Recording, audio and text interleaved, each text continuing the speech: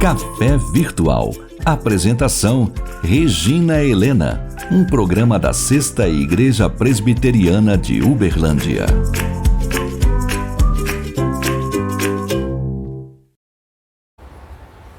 Olá, seja muito bem-vindo ao Café Virtual. Minha oração é que Deus ministre ao seu coração uma palavra de refrigério, de paz, de alegria. E o tema hoje é esgotamento espiritual. Eu tirei esse tema desse livro aqui do Malcolm Smith. A capa é fascinante, né? É um fósforo queimado, tem uma fumacinha aqui. E está escrito: quando fazer todo o possível, não é o suficiente. Você já se sentiu assim? Por mais que você faça, que você consegue às vezes uma vitória, você fala uhul, né? Você está feliz, está contente. De repente, você descobre que ainda não é o final da linha, você tem mais coisa para fazer. Parece que toda hora mudam a trave do seu gol. Eu ouvi essa expressão de hoje, achei muito legal, né? Parece que cada hora, quando você está para atingir, fazer o gol, parece que mudou, né? Tem que fazer mais alguma coisa. E essa é a nossa vida. E isso aconteceu também com o profeta Elias. O profeta Elias, olha que situação. Ele ali no Monte Carmelo, ele luta com os profetas de Baal e ele sai dali com as roupas possivelmente sujas de sangue, porque ele lutou, ele matou os profetas, né, depois de vencer aquela batalha espiritual. E ele sobe ao cume do Monte Carmelo para clamar por chuva. Daí depois ele corre para alcançar a carruagem do rei Acabe. Ele está num misto de euforia, de esperança, de renovo por aquele povo. E daí ele é ameaçado pela rainha Jezabel, esposa de Acabe. Ela fala: você vai morrer. E daí Elias fala: pronto, acabou. E ele foge para o deserto de Berseba.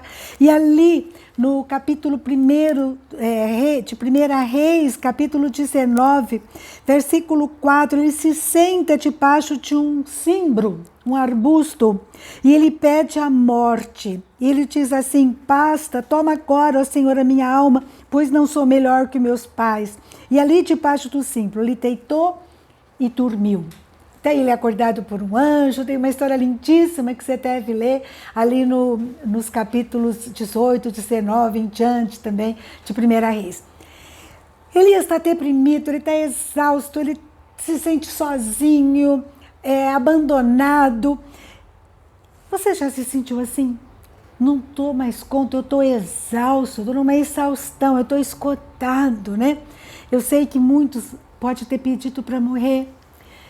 Às vezes agora nem lembra mais o motivo, mas porque tudo passa, né? Tudo passa, tudo muda, né? Elias não sabia que ele ia ser levado por Deus, né? Ele não iria passar pela morte. Coisa extraordinária Deus tinha para ele. Mas eu sei que muita gente hoje está sentado debaixo de um pé de cimbro e fala: não quero mais brincar. Né? Tem aquela música, para o mundo que eu quero descer. Pessoas que estão no seu limite, pessoas que estão esgotados, e muitos deles estão esgotados no serviço do Senhor. Muitos perderam o entusiasmo, foram machucados. E é como Davi diz lá em Salmo 55, versículo 12 e 13. Não é o inimigo que me afronta, mas és tu, homem meu igual, meu companheiro, meu íntimo amigo. Pessoas que foram traídas por irmãos em Cristo, pessoas que foram criticados, cobrados, questionados, estavam ali fazendo a obra com toda a disposição, todo o entusiasmo. Daí murchou, né? Furou a bexiga, murchou. Muitos, né, trabalham ainda hoje, mas estão cansados e falam assim: eu não quero mais para o ano que vem.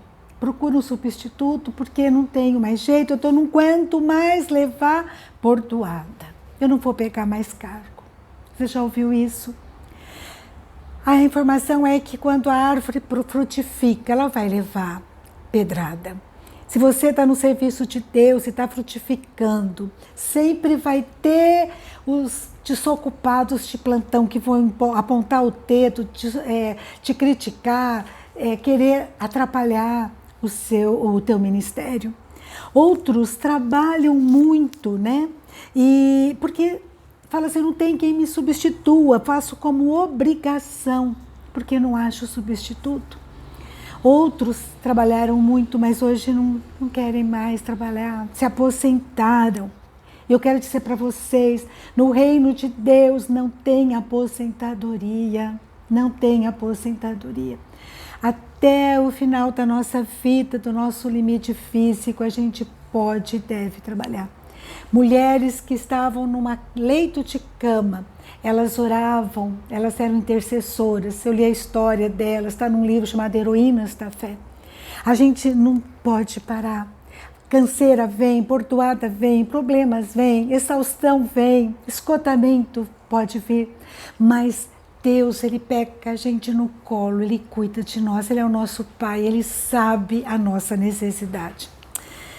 Teve uma ocasião que nós começamos lá um trabalho de fazer EBF, lá em Ituverava, num bairro, numa escola da prefeitura. E foi extraordinário, lotou a escola, nós separamos em classe, em turmas, foi uma coisa tão maravilhosa, superou em muito a nossa melhor expectativa, melhor sonho. Só que daí no dia seguinte, na segunda-feira, eu recebi uma ligação da diretora, roubaram a cantina. Daí fomos lá, ressarcimos a cantina, e daí o que aconteceu foi que havia a suspeita de um menino, de um adolescente que tinha feito isso. No domingo seguinte, nós oferecemos ônibus para aquelas crianças, adolescentes irem para a nossa igreja. E lotou o ônibus. E um dos primeiros que saiu daquele ônibus, né, foi esse rapaz, foi esse mocinho. E ele continuou indo, perseverando, indo na igreja. Sabe, a nossa fé é muito pequena, né? A gente não entende o projeto de Deus, mas em tudo Deus tem um projeto. Você pode cansar, você pode se esgotar, né? Lá em Tiago fala que Elias era um homem igual a nós, sujeito aos mesmos sentimentos. Eu acho muito lindo essa frase, porque me alenta, né? Porque quais seriam esses sentimentos? De medo, né? De raiva quando você vê que puxam o teu tapete, de fraqueza, de limitações. Mas Deus vai tratando de nós, Ele usa nós assim, apesar da nossa limitação, da nossa pequenez, da nossa fragilidade. Ele vai capacitando, Ele vai fortalecendo, Ele vai nos dando condições. E sabe, o serviço cristão não é e não pode ser medido pelos resultados, mas pela fidelidade a Deus. É a gente chegar na presença dEle e falar, Senhor, eu quero agradar o Senhor, e não a outros, não a homens, não ao público, né? É falar de Deus, é pregar em tempo e fora de tempo. E muitas vezes as pessoas querem coisa boa, fofar a cama, né, do outro, né, para ter adeptos, para ter público, né? Mas a gente tem que falar aquilo que Deus colocou no nosso coração para falar, mesmo que não seja só palavras de afeto, de conforto, mas também de admoestação. E a gente vê muitas vezes, a gente falha porque a gente tem medo do resultado. E não podemos ter medo, o resultado pertence a Deus. A nós é semear, é lançar nossa rede ao mar.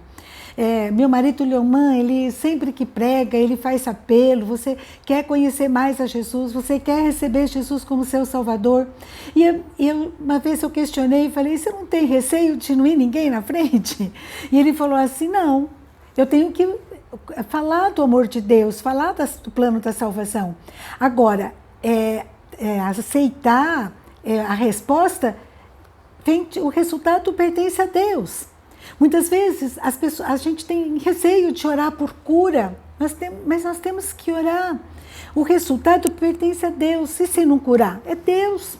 Nós temos que lançar a rede. nem sempre a gente vai ver agora o resultado do nosso trabalho. Às vezes só vamos saber na eternidade. Porque nem sempre as coisas acontecem do jeito que a gente planeja, que a gente prepara, que a gente entende que deve acontecer e com quem a gente deve acontecer. Um dia eu estava na secretaria da faculdade, né? E um rapaz, né, um professor, falou: olha, eu assisti o filme Carruagens de Fogo e foi tremendo, e começou a conversar comigo, eu lembrei de você, eu fiquei com algumas dúvidas, você pode me ajudar, tal. E daí eu falei, daí começamos a conversar, tudo, e uma pessoa que estava perto começou a reclamar que nós estávamos falando de Deus, né, começou a reclamar. Olha só, eu estava tão feliz que aquele colega estava animado para conhecer a Jesus. Mas aquela pessoa que reclamou, ela, com o passar do tempo, ela começou a buscar. E hoje é uma líder na igreja, uma pessoa extraordinária, que tem sido usada por Deus de uma forma tremenda. Então, nem sempre é a pessoa que a gente está falando, às vezes é a outra que está escutando, né? Está pegando carona na conversa. Esse é o nosso Deus. E nosso Deus que cuida de nós e tem um projeto, e Ele tem um plano, nós não estamos sozinhos. E Ele fala ao nosso coração, Ele nos busca, assim como Ele buscou Elias ali, né? Elias estava tão triste na caverna, depois ele foi para a caverna e ele encontra Deus, a intimidade de Deus, num cochicho suave. Deus fala com Elias, que coisa tremenda. Deus é o mesmo e Ele fala comigo e com você. Ele fala conosco e servir a Deus é uma bênção muito grande.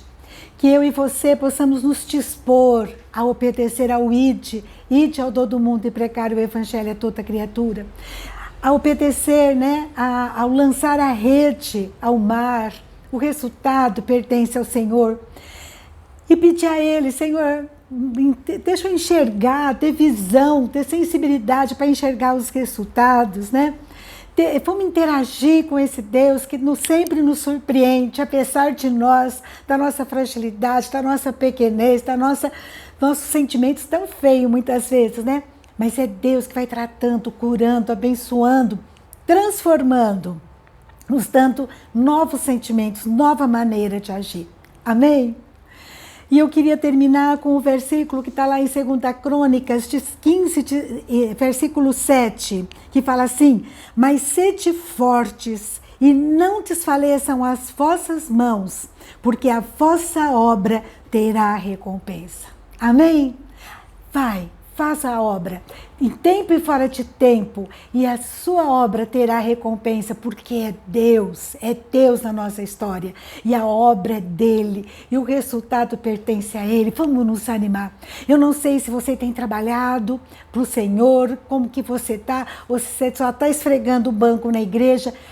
Há algo para você fazer, se disponha, se coloque na presença de Deus.